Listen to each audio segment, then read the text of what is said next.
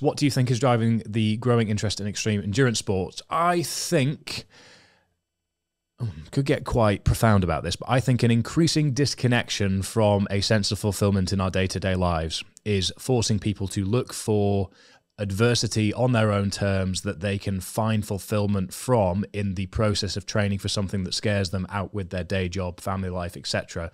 A concept that I think really hammers this home is the concept of a third space. Most of us have a work life, a personal life, and then what we're missing is a third space, which is our sort of us time, our me time. And if we can find one, for a lot of people it's the gym, for a lot of people it's their road bike, for a lot of people it might be their pottery club, whatever it might be.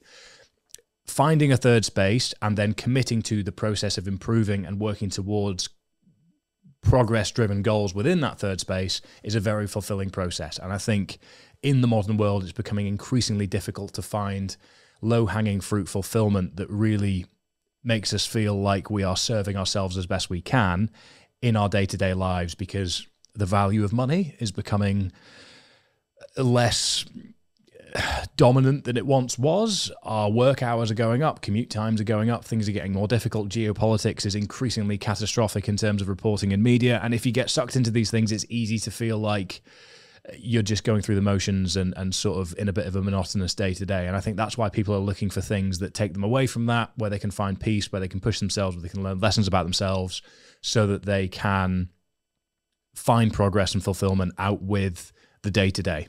And whilst we all have very different day-to-days, and I don't want to make any assumptions, I would assume, and from a lot of the conversations I have with people that join us at Omnia, that it's something along those lines. I think what's really cool as well, speaking from a parental point of view, is a lot of people that come to us for one-to-one coaching with Omnia get to a point in their lives where they just really want to be able to continue to do fun things for themselves and with their children for as long as they possibly can.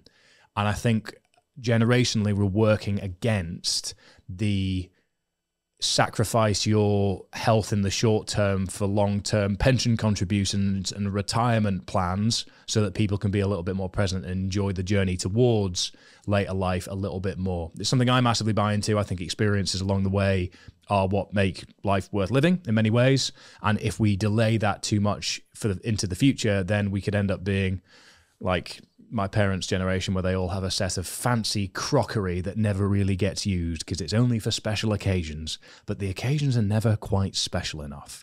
So that's my take. Feel free to agree or disagree. Please comment if you're watching on YouTube, or drop me a DM or put it in the Q&A if you're listening on Spotify. Really interesting question, so thank you. And that's actually forced me to think on my feet a little bit, which I think is something I always enjoy doing.